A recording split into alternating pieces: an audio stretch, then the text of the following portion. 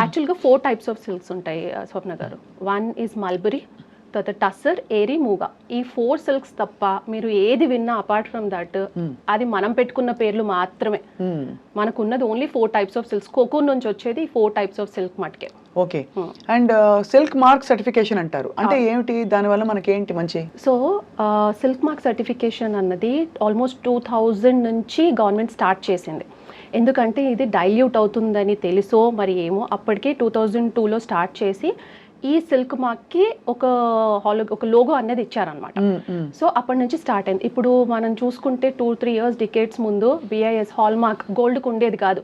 అప్పట్లో మనం చిన్న చిన్న దగ్గరికి వెళ్ళేసి కొనేసుకునే వాళ్ళం. కానీ అందులో ఎంత గోల్డ్ ఉంది అన్నది ఎవరికి తెలియదు, కాపర్ ఎంత మిక్స్ ఉందో తెలియదు, లేదంటే మనం సెల్ చేసేటప్పుడు. అవును.